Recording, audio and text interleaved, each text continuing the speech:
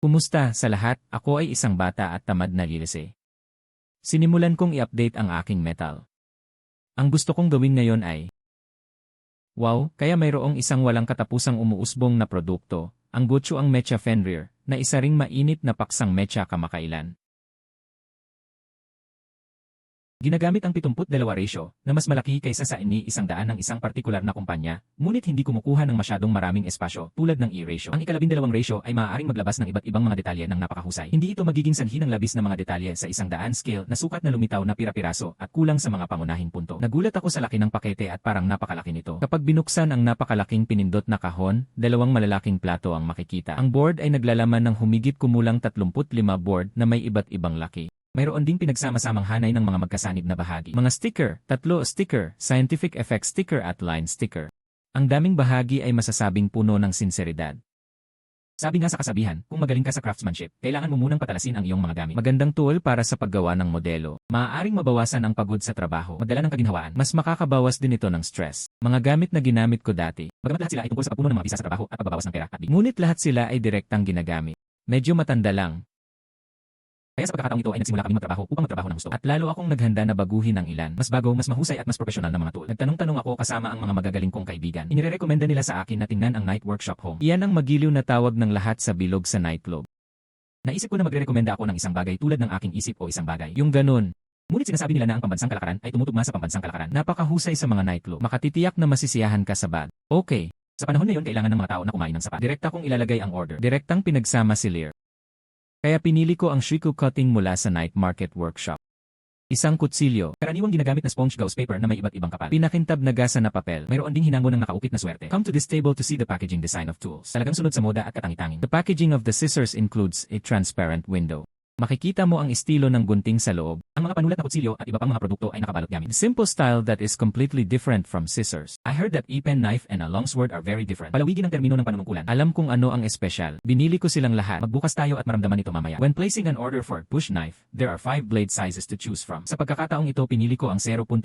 0.2, 0.3 ang tatlong mahabang sukat ng espada na ito. The blades of push knife products are relatively delicate. The Iron Shop has launched a supporting grip and protective cap. Different numbers of gauze paper are distinguished ila different colors. Probably for the convenience of selection during production. Ang mga produktong ito ay mula sa packaging hanggang sa estilo. It can be seen that it is really a national trend. Naglagay din ako ng maraming pag-isip sa disenyo ng produkto. Ano pa ang magiging karanasan kapag nagsimula na tayo sa produksyon mamaya? Ibabahagi ko ito sa iyo anumang oras. Ito ang paghahanda. Bumalik sa modelo. Tingnan natin ang mga detalye ng mga panel. Ginagamit ng mga panel ang mas karaniwan. Plastic para sa mga produktong modelo ng mecha. Ang katawan ng pagbubukas ng amag ay medyo matalim. Hindi masyadong karne. Okay pa naman ang plastic na ginamit. Ang kulay ay mas komportable. Tila ang mga linya ng tubig sa Zuzu ay halos hindi nakikita. Ang pagtakpan ng ibabaw ay napakahusay. Ang ayos din ng mukha. Ang estilo ng nozzle ay angkop. Opisyal na ba itong ilulunsad sa hinaharap? Paano ang pre-colored na bersyon? Ang orihinal na manual ng pagtuturo ng kulay ay kasama ng katawan ng modelo. Nahahati sa 3 bahagi, 12 hakbang. Ang mga tagubilin para sa bawat hakbang ay nasa isang panig. Iukit ang mga kinakailangang panel. Makakatipid ito ng oras ng lahat na abala sa mga bahagi ng board. Kunin ang aking link sa pahina at simulan ang pagputol ng pera. Kapag ginamit bilang pliers, ang isang gilid ng pliers ay bladed. Ang kabilang panig ay halos patayong eroplano. Nagsisilbi sa isang panig na napakanipis. Lubhang malakas na gilid. Kapag ginagamit, ang patag na bahagi ng pliers ay lalaban sa nozzle. Ang isang gilid ay parang talim. Gupitin ang nozzle mula sa ugat. Sa ganitong paraan, ang bahagi ay maaaring maputol mula sa nozzle sa kahabaan ng eroplano hanggat maaari. Nang hindi nasisira ang mga bahagi, linisin ang labasan ng tubig. Pagkatapos ay gumamit ng mga pliers upang linisin ang labis na butas ng tubig sa mga ugat. Sa tingin ko medyo maganda ang cutting effect ng nightclub na ito. Maaari mo ring tingnan ito ng magkasama. Kailangan lang ng espesyal na atensyon.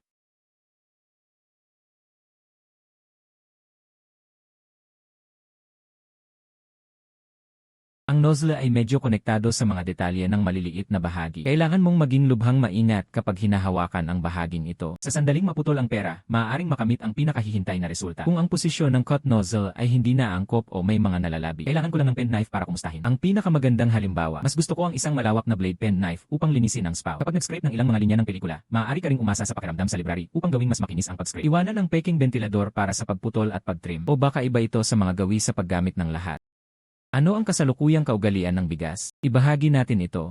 Bilang karagdagan sa pag-scrape ng linya ng amag gamit ang kutsilyo ng panulat, laging bakante ang ganitong uri ng basura. Bukod sa hinugasan ng tubig, dinikit din ito. Idikit ito sa Tansen Flavor Sanding Board nito. Ito ay nagiging isang patag na papel de liha.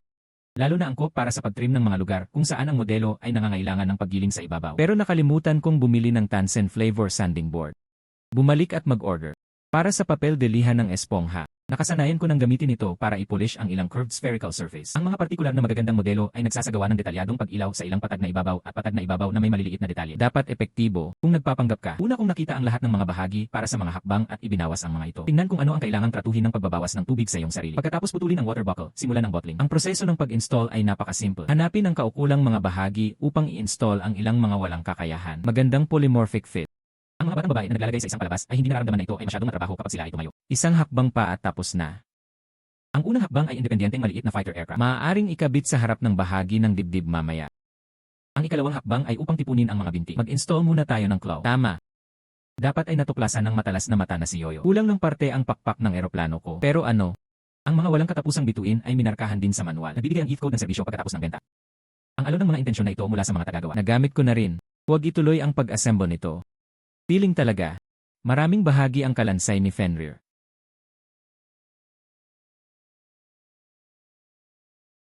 Mayroong maraming mga kombinasyon ng mga disenyo ng linkage. Nakalink na hydraulic fluidity. May nakita lang akong paa. Naramdaman nilang lahat ang buong mekanikal na pakiramdam na dumarating sa kanila. Presyo ng stock. Ang presyo ng stock ay gumagamit ng iba't ibang kulay ng paghubog ng plastic.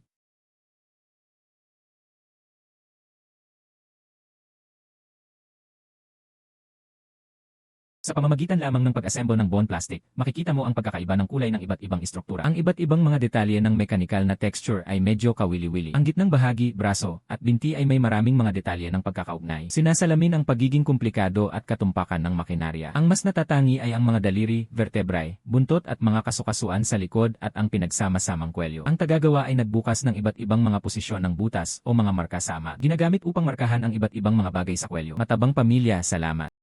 Para sa isang tanga na katulad ko, mock-up na disenyo ng produkto. Pagod, magpahinga ka na.